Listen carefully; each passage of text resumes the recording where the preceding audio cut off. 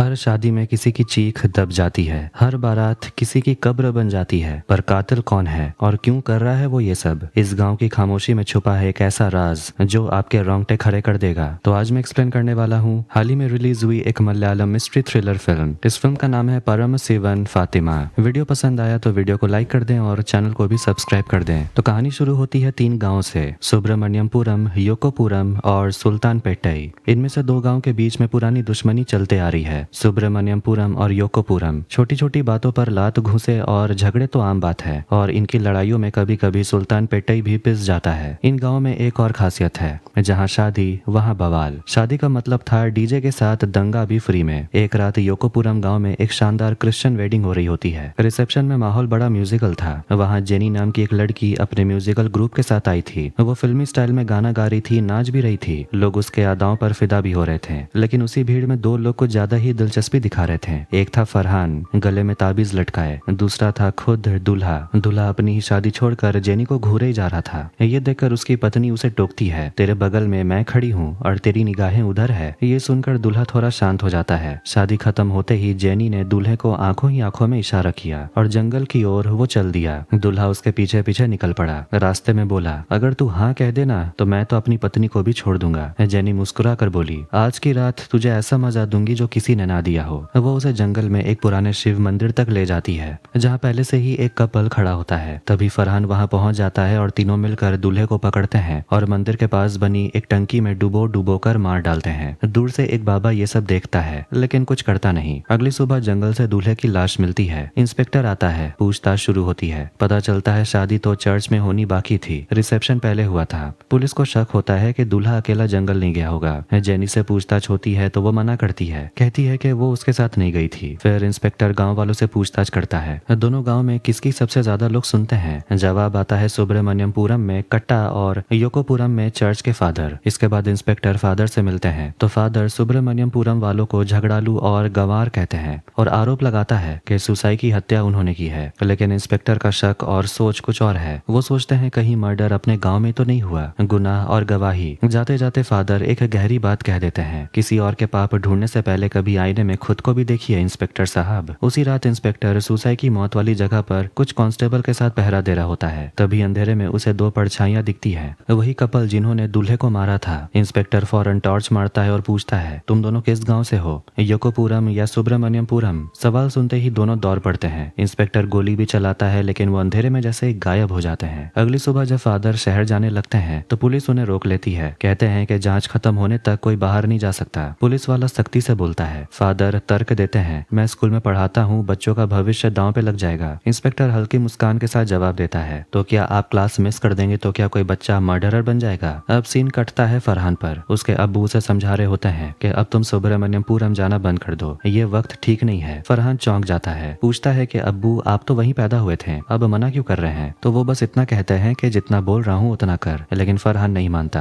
कुछ दिन के बाद कहानी में एंट्री होती है दुबई राजा की, जो 5 साल के बाद अपने गाँव सिर्फ शादी करने के लिए आया है। वो आते ही अपनी माँ से पूछता है, पंखुड़ी से शादी की बात फिक्स हुई? माँ उदासी से बताती है, बेटा पहले भी दूल्हे की मौत के बाद अब सारे रिश्ते अटक गए हैं। राजा चिल्ला उठता है, मुझे कुछ नहीं पता, मुझे शादी करनी है और अभी इसी वक्त करनी है। इंस्पेक्टर उसे समझाते हैं कि माहौल ठीक नहीं है, अगर अब शादी की तो 5 साल के बाद लौट कर मेरा बच्चा स्कूल जाने लायक हो जाएगा। तभी सुब्रमण्यम का लीडर कट्टा बोलता है, शादी की जिम्मेदारी मेरी, बस इजाजत दे दीजिए। इंस्पेक्टर मान जाता है और पुलिस सिक्योरिटी में रिसेप्शन होता है। रिसेप्शन में जेनी, फरहान और वही किलर कपल भी मौजूद होते हैं। बातों बातों में फरहान राजा पर कोई फप्ती केस कर देता है। राजा बुरा मान जाता है और गुस्से में उसका पीछा करता हुआ जंगल में चला जाता है। जंगल में उसे वही किलर कपल मिल जाता है। राजा घबरा कर कहता है, भाई मेरी कल ही शादी हुई है, मुझे छोड़ दो। लेकिन रहम नहीं होता, राजा का भी कत्ल हो जाता है। अगले दिन उसकी लाश चर्च के पास मिलती है। अब शक की सुई फादर और योकोपुरम पर घूमने लगती है। इंस्पेक्टर उलझ जाता है, हर बार कातिल भाग जाता है, आखिर कौन है ये दरिंदा? उधर सुब्रमण्यमपुरम वाले हथियार लेकर निकल पड़ते हैं, लेकिन पुलिस वक्त रहते टकराव टाल देती है। इसी बीच फरहान के अब्बू थाने आते हैं और वो इंस्पेक्टर से कहता है, मुझे शक हो रहा है कि जब जब दूल्हों की हत्या होती है मेरा बेटा रात भर घर नहीं लौटता।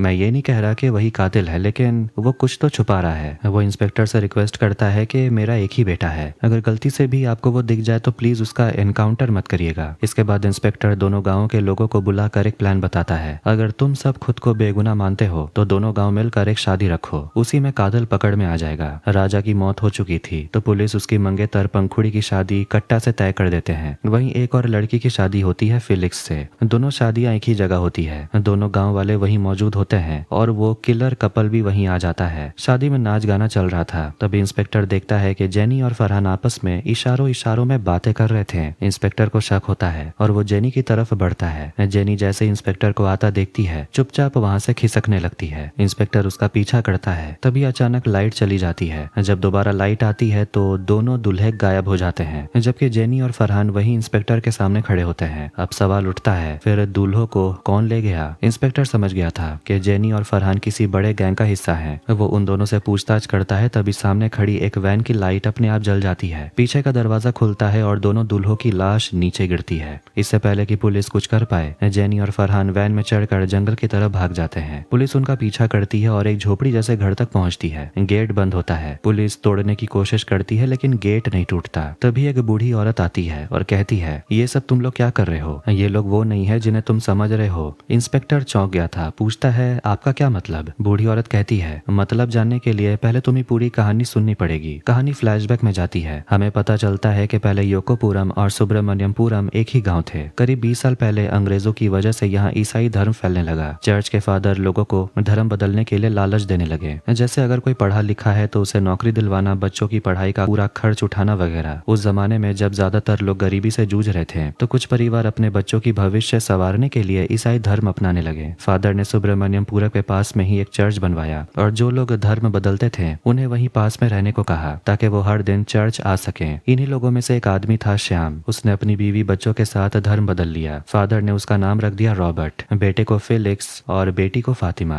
रॉबर्ट ने अपनी बहन को भी कन्वर्ट कराने के लिए कहा लेकिन उसने साफ मना कर दिया। वो कहती है, मैं चाहूँ जो भी सह लूं लेकिन अपना धर्म नहीं छोड़ूंगी। इसके बाद फादर ने धीरे धीरे रॉबर्ट के घर वालों को यह समझाना शुरू किया कि उनके पूरे गाँव वाले गंवार हैं, अनपढ़ हैं और उनके साथ रहना ठीक नहीं। फातिमा को ये बात चुभ जाती है। वो अक्सर कहती थी कि हम पहले जहाँ रहते थे वहाँ के लोग बहुत अच्छे थे, प्यार से बातें करते थे, दोस्ती करते थे, तो आप उन्हें बुरा क्यों बता रहे हो? रॉबर्ट का पूरा परिवार भले ही नए धर्म में ढल गया था लेकिन फातिमा का दिल अभी भी पुराने दोस्तों के जगह पर ही था। वो कई सवाल पूछते रहती थी जिनका जवाब खुद फादर के पास भी नहीं होता। आखिरकार फादर ने रॉबर्ट से कहा, अपनी बेटी को शहर भेज दो, हम उसकी पढ़ाई का पूरा खर्च उठा लेंगे। एक और वजह थी, फातिमा अक्सर अपने पुराने गाँव भाग जाती थी शिवम से मिलने, जो उसका बचपन का दोस्त था। शिवम की माँ भी फातिमा को अपनी बेटी की तरह चाहती थी लेकिन फिलिक्स को यह सब अच्छा नहीं लगता था। उसे लगता था कि फातिमा अब भी पुराने लोगों से जुड़ी हुई है जो उसके लिए ठीक नहीं है। इसीलिए एक दिन पूरा परिवार और फादर मिलकर फातिमा को शहर भेज देते हैं पढ़ाई के नाम पे। जब शिवम को यह पता चलता है तो वो फातिमा की गाड़ी के पीछे भागता है। दोनों बहुत रोते हैं पर उस वक्त वो बच्चे थे, कुछ कर नहीं सकते थे। इधर सुब्रमण्यमपुरम के लोगों ने एक सख्त फैसला लिया, अब से अगर कोई भी अपना धर्म से हटेगा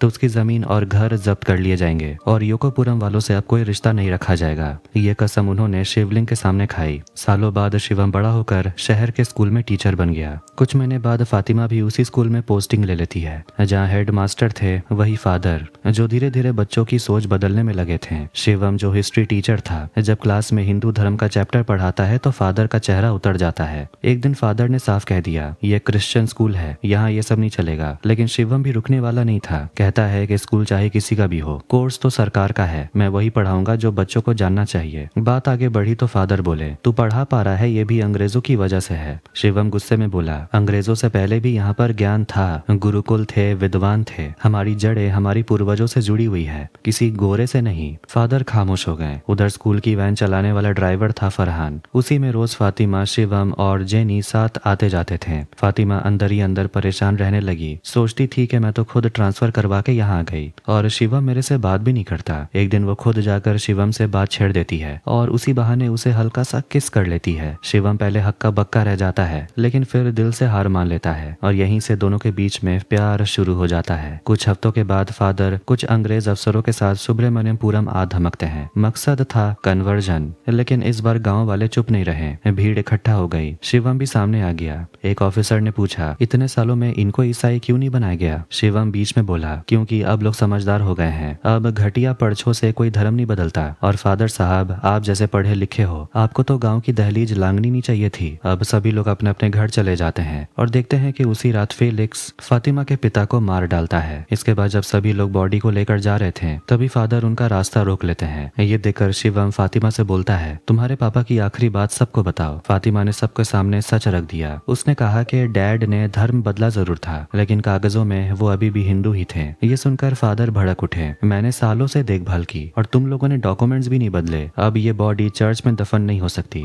फेलिक्स को लाश की जिम्मेदारी सौंप कर फादर वहां से चले जाते हैं। शिवम, कट्टा और गांव के लोग रॉबर्ट की बॉडी अपने गांव लाते हैं और हिंदी रीति रिवाज से अंतिम संस्कार कर देते हैं। कुछ दिन के बाद फेलिक्स अपनी बुआ के पास जाकर कहता है, फातिमा की शादी कट्टा से करवा देते हैं। आंटी खुश हो जाती है पर कट्टा गुस्से में कहता है, जब फातिमा शिवम से प्यार करती है तो वो मुझसे क्यों शादी करेगी। रात को फेलिक्स, फादर और कुछ लोग शिवम के घर पहुंचते हैं। बात समाज और इज्जत की घुमा फिरा कर की जाती है और फातिमा को जबरन अपने साथ ले जाया जाता है। अगले दिन से फातिमा फेलिक्स के घर में कैद हो जाती है। ना स्कूल ना बाहर, विरोध करने पर उसे मारा जाता है। कुछ दिन बीत जाते हैं। फातिमा अब सब कुछ सहते सहते थक चुकी थी। एक रात उसने सोच लिया, अब बहुत हुआ, अब वो शिवम के साथ भाग जाएगी। वो मदद मांगती है कट्टा से। शिवम और कट्टा दोनों तय वक्त पर गांव के बाहर पहुंच जाते हैं लेकिन फातिमा वहां नहीं आती। असल में भागने से ठीक पहले वो अपनी माँ के लिए चिट्ठी लिख रही थी लेकिन तभी फेलिक्स आ धमकता है। वो उसे रंगे हाथ पकड़ लेता है और गुस्से में उसे बहुत पीटता है। लेकिन इस बार फातिमा भी चुप नहीं रहती, वो भी लड़ती है और घर से भाग जाती है। उधर शिवम और कट्टा जब बहुत देर तक इंतजार करते रहते हैं तो वो फातिमा को ढूंढते हुए शिव मंदिर के पास पहुंचते हैं। वहीं उनकी मुलाकात होती है फेलिक्स और राजा से। चारों के बीच में लड़ाई झगड़ा शुरू हो जाता है। आखिर में अचानक कट्टा फेलिक्स के तरफ हो जाता है। असल में कट्टा भी फातिमा को चाहने लगा था और धीरे धीरे फेलिक्स की बातों में आ गया था।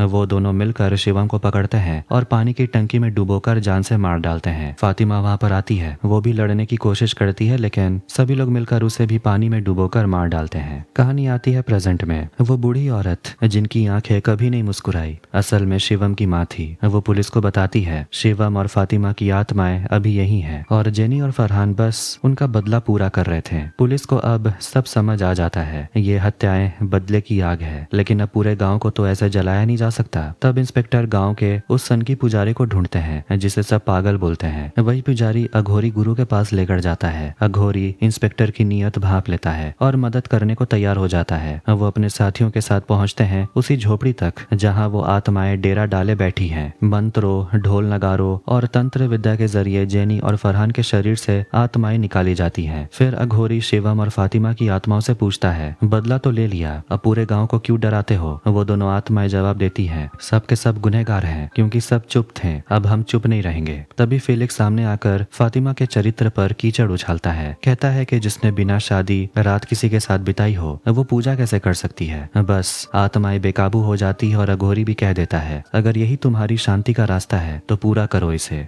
जिसके बाद वो दोनों आत्माएं फेलिक्स को उसी पानी की टंकी में डुबो डुबो कर मार देती है, ठीक वैसे ही जैसे उन्होंने शिवम और फातिमा को मारा था। कुछ दिन के बाद देखते हैं कि शिव मंदिर के ठीक बगल में एक और मंदिर बन चुका था, शिवम और फातिमा का मंदिर। वहीं जेनी और फरहान आज भी जाया करते हैं। गांव वाले भी उनकी पूजा करते हैं। सबसे दिलचस्प बात यह है कि वही फादर जो कभी पूजा पाठ के खिलाफ थे वो भी वहां आकर पूजा करते हैं। एक आदमी उनसे पूछता है, फादर आप तो जीसस और मरियम के भक्त हैं, तो आप यहाँ पूजा पाठ कब से करने लगे। तो फादर मुस्कुराकर बोलते हैं, मैं जीसस और मरियम को तो मैंने कभी देखा नहीं लेकिन शिवम और फातिमा को तो मैंने अपनी आंखों से देखा है, उनकी आत्मा को महसूस किया है, तो उनकी पूजा करने में कैसी प्रॉब्लम। और इसी के साथ ये रहस्यमयी और दर्द भरी कहानी यहीं खत्म होती है। जब समाज चुप रहता है तो सच कुचल दिया जाता है। जब नफरत, धर्म, प्यार और इंसानियत से बड़ी हो जाती है तब उसका अंजाम सिर्फ बर्बादी होता है। शिवम और फातिमा की कहानी सिर्फ दो लोगों की मोहब्बत ही नहीं थी, वो एक ऐसी आग थी जिसमें पूरा गांव झुलस गया। अगर लोगों ने वक्त रहते आवाज उठाई होती तो ना किसी की जान जाती, ना किसी की आत्मा भटकती। इंसान बनो, बाकी चीजें बाद में आती हैं, वरना एक दिन हर प्यार, हर रिश्ता बस टंकी के पानी में डूबता रह जाएगा। तो आपको ये वीडियो कैसा लगा कमेंट करके जरूर बताएं। वीडियो पसंद आया तो वीडियो को लाइक कर दें, चैनल को भी सब्सक्राइब कर दें। मिलते हैं नेक्स्ट वीडियो में। Take care.